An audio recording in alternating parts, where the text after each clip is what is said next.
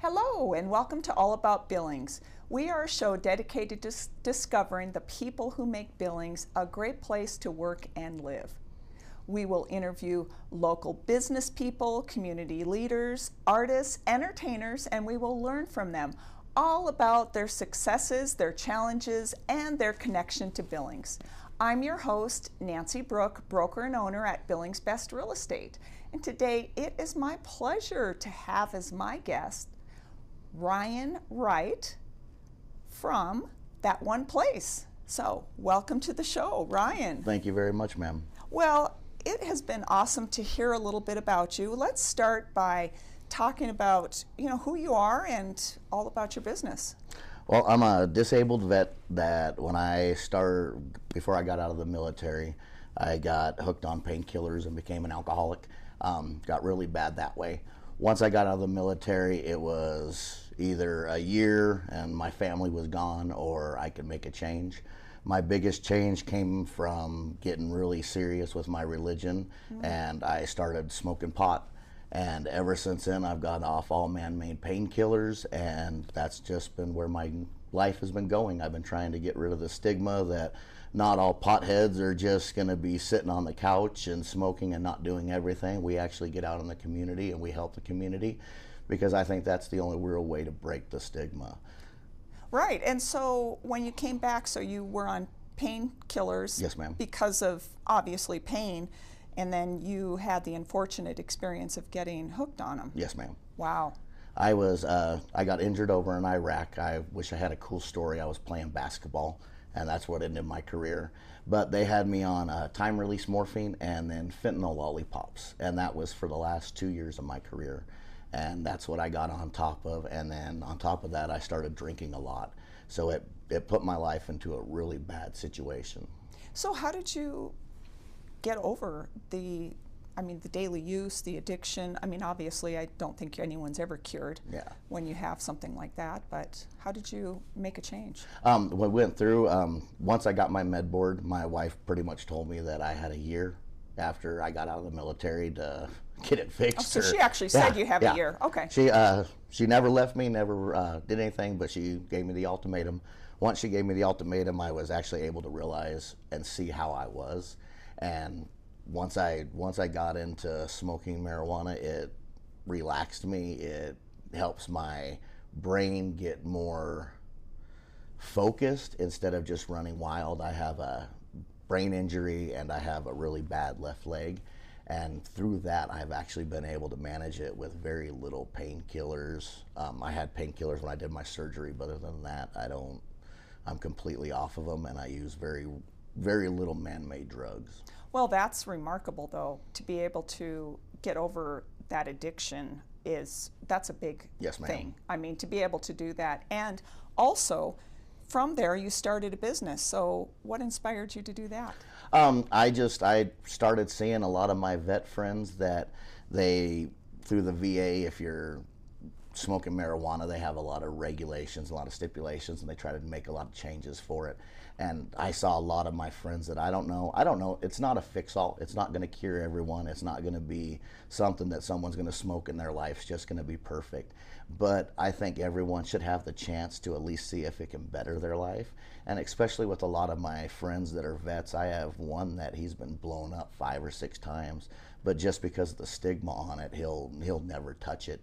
And I've got his wife to where his wife will even allow him to do it once but it's ingrained in him that he's military, he goes by the book, and he just won't do it. So, well, I have a friend of mine who he started microdosing marijuana because of his pain. He was already on a lot of medications, and he just didn't want additional liver effect. Yes, and so that was something that he found very beneficial and alleviated his pain.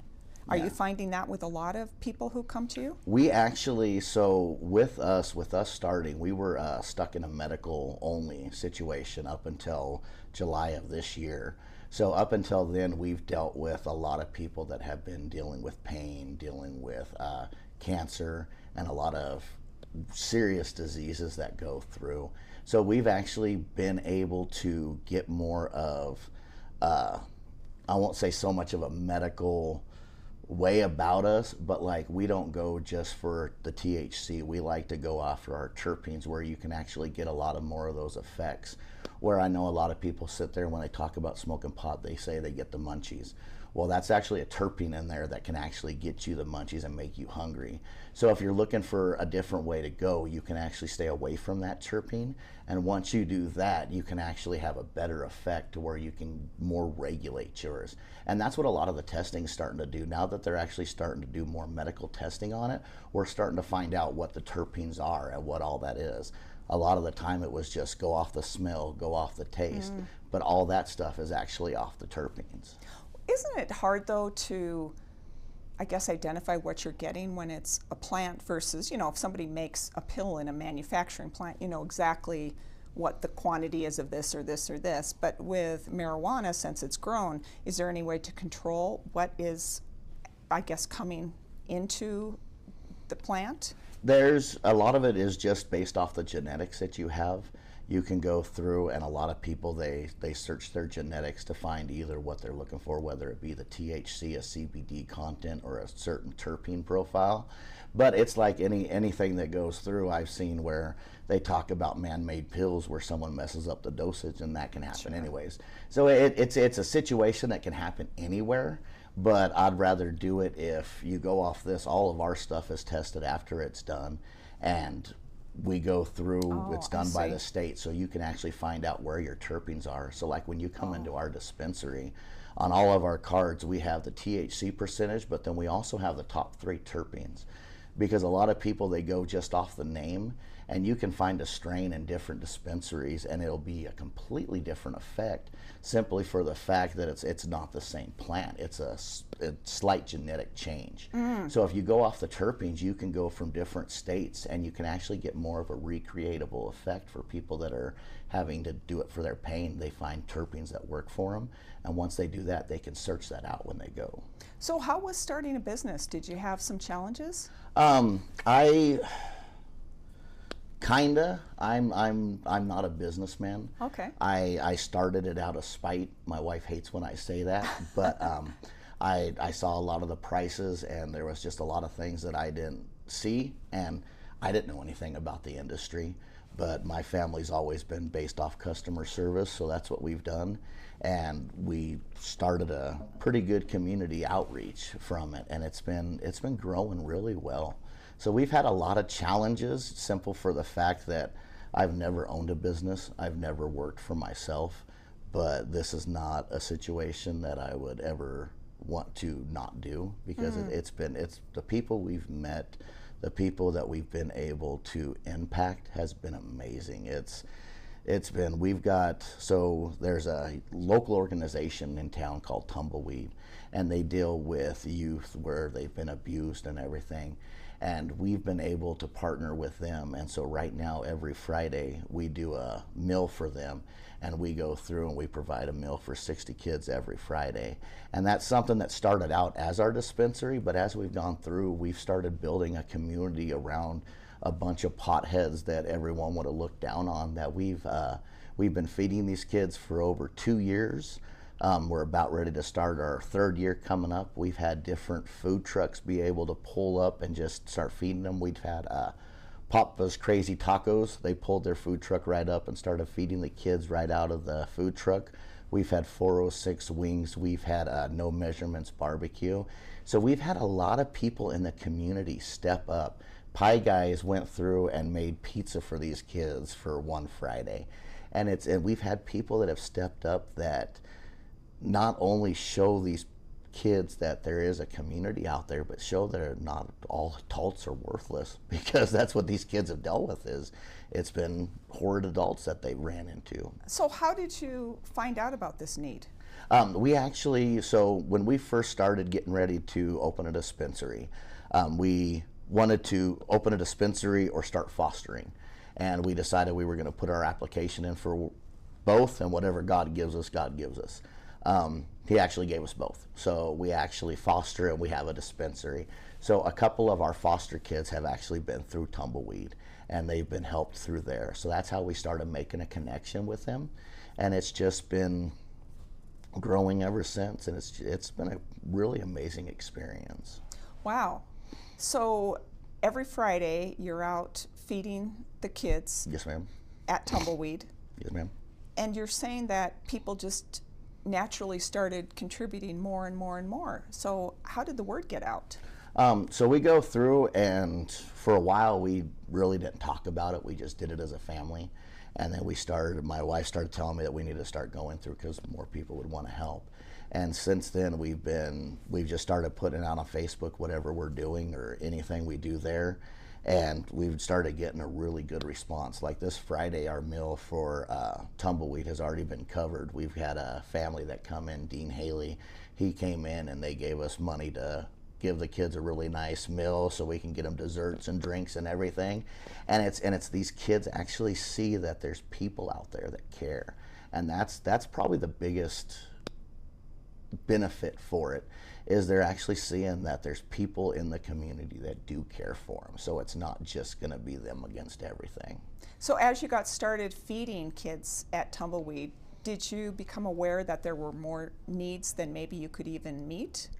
So we do clothing drives Yeah. for them. We go through, and like this for Christmas, we're doing a drive to like a toy drive, clothes drive, whatever they need, and we pretty much do whatever they need us to do. But we've also gone through, and so all this started when about 7 years ago, me and my son were home for Christmas, and we just made a pot of chili and went out and just started feeding people on the street. And then since then, every Sunday, the last Sunday of every month, we go through and we feed it about 120 to 150 people. And this last November, we went through and we partnered up with Wandering Woman, and we were able to provide a meal at South Park or the skate park every Sunday of the month with the SNAP benefits going away.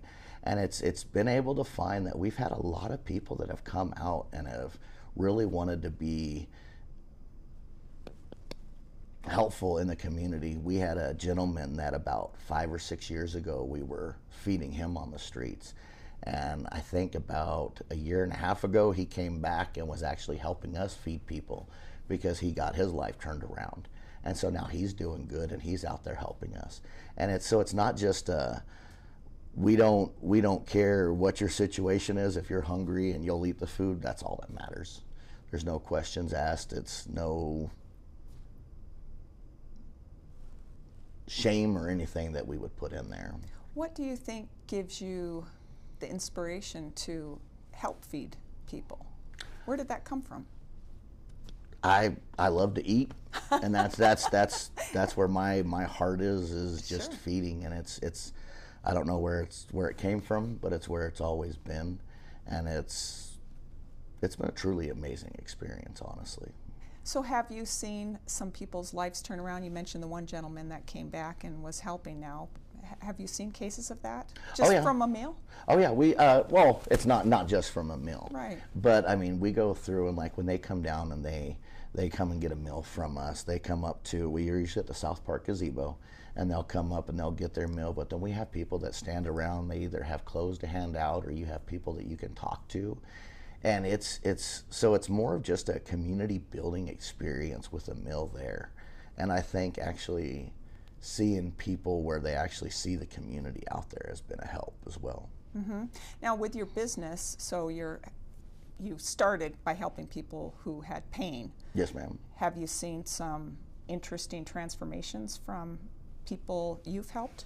Oh yeah, we've had a lot of people that have come in, and they either come in where they can't sleep, they come in where they're just so much pain where they can't go through, or a lot of them it's not even so much that the painkillers aren't working, but we've had some that have taken painkillers so long that it's really just starting to kill their body. And we had one lady that came in, and she's been taking pills for, I want to say, probably about 4 or 5 years, and they're just starting to get her body. So she switched over to where she's using more edibles to fight the pain, and she said there's some days where they don't work perfectly, but it's actually given her a better quality of life going up to it, because she doesn't get sick from the pain from the edibles, and she doesn't go through and just start, her body would, when she would take a painkiller, she would get sick, and then it would, like, her body would kind of start to shut down a little bit.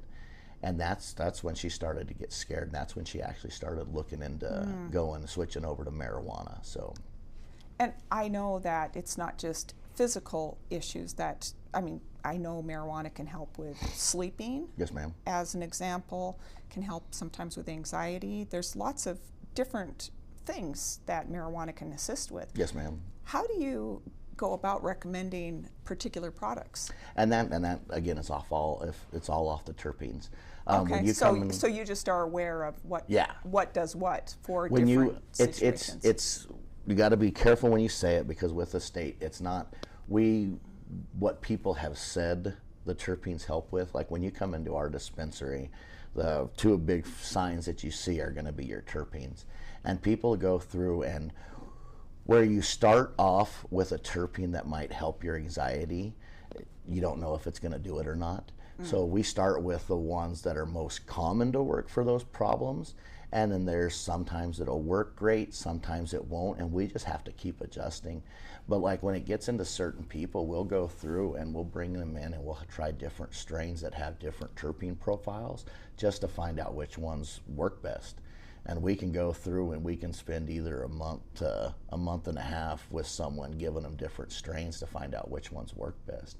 But the best part is once you find out what terpenes work for you, those terpenes are going to work no matter what strain it's in. So if you go into a different state and have to get something for pain, you don't have to go through that same month and a half testing period. You can go in and go, I need these terpenes. And once they get that done, you can get more of a recreatable effect. So what has been the most rewarding part of having your business?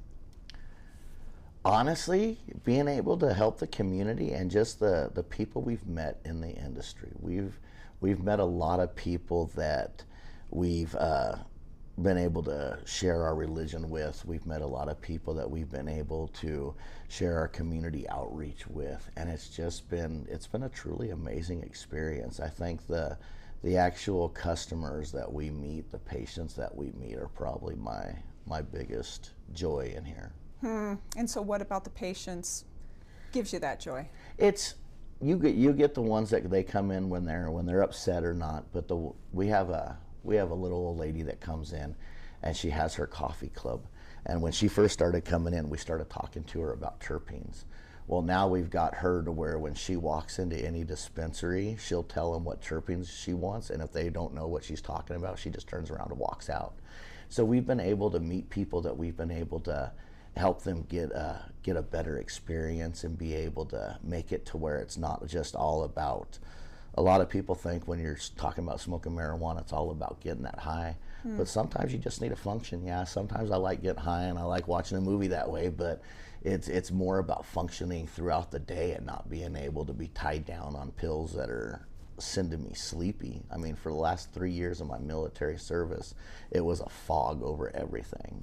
I can only imagine being on fentanyl and you said morphine, right? Time-release morphine. It's a pill you take, and for every 4 hours for 24 hours, it gives you a dose. So how did you get the potheads, as you like to call them, interested in contributing to the outreach program? Honestly, most of the ones that help us have the same heart I do. It's just it's never been something that's been acceptable. We've gone through, and when we first started going through, whenever anyone heard we were from a dispensary, that was a no-go. And so far since then, since we've been doing it, we've had churches reach out to us to help feed either the tumbleweed kids, or down at South Park.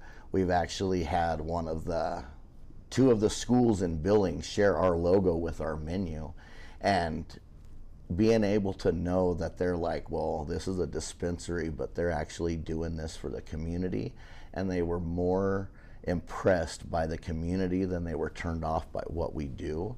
I really think that was a huge impact for us, because there's no way to change that stigma unless you get people that don't like you to see reasons why you're not as bad as they think. Well, let me ask you this, because I don't think people would have an objection if a bar sponsored something. Liquor stores, typically, they're state-owned, so they wouldn't sponsor anything. Why do you think there's a stigma specifically to your industry versus something related to alcohol? Because it is legal in the state of Montana. It's not like you're, on the corner peddling drugs. It's still just got that that illegal hippie vibe to it that people are still thinking on, and once it went legal, a lot of people that you wouldn't think actually partake. They do, but it's been a lot of them when they see it, they don't go off everyone, they go off their own personal experiences. And I know when I was a kid, everyone I knew that smoked was the typical melt into the couch kid, but now that it's starting to become more, I want to say mainstream, but it's not so hidden. There's a lot of people out there that you wouldn't think that actually smoke, that actually do, because it's not something that we've gone through. And I've been on one of the party buses, and I've seen two guys. This is one of my favorite stories to tell. I saw two gentlemen that one was dressed as like just a dirty hippie, and the other guy was dressed in like a three-piece suit. You would think these guys would just glare at each other. They were sitting there handing a joint back and forth, just having the best time. Never knew each other before that time, but when that actually came in, they brought them together. And one thing I've always seen is you get 10 people in a room and you have them smoke, or you get 10 people in a room and you have them drink, there's most likely going to be a fight when they drink. And because that was me. That was definitely me. And it's everything I know is off of what I've been through. So it's been a better experience. It makes me a better person. It makes me a more reasonable person. It helps with my TBI. There's a lot of things that it helps with. So if somebody were to come to you and say, hey, I'd like to figure out a way I can help in the community, how would you advise they get started? Well, they can either join us. We can do meals. Starting this next year, with our dispensary finally going rec, it's getting to a point that it's more self-sufficient and I don't really have to do a lot more. So we're going to be taking my role, as we have Amber, who has taken over the dispensary as the manager, and she's done an amazing job. She's going to go through and she's going to continue that, and I'm going to go more to do our outreach and try to get more into the community and see if we can actually make this even bigger. So hopefully over at the beginning of the year, we're going to have more of, because I'm really bad at planning. I can execute anything, I plan bad. So that's what my wife and my daughter and my son hate, is the fact that it's just last minute. But we always make it work, so I don't get in trouble. But we're going to go through and we're going to start over the next year trying to get this more to where it's more of a outreach that people can go through instead of last minute. Because the people that help us right now, they know how I am, so they know that everything is last minute. So they just go through and go. And those are the people I need. But we're hoping to get more people in there that actually just want to go through and provide whatever they want. So how do you get contributions for it? Are you set up as a nonprofit organization, or do people just buy food, or how does it work? We're actually not set up as a nonprofit. If we were to set up as a nonprofit, we would actually have to have a licensed kitchen and everything.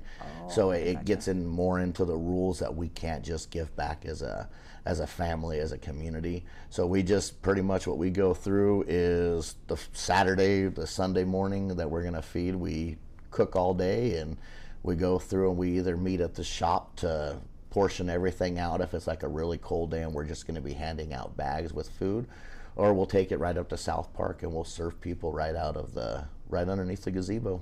So people can contribute to, I guess they could serve meals, they could contribute funds or groceries for. Yep. We have people can come up there, they can help us serve, they can be up there just to be a word for an ear for someone that needs to talk or vent.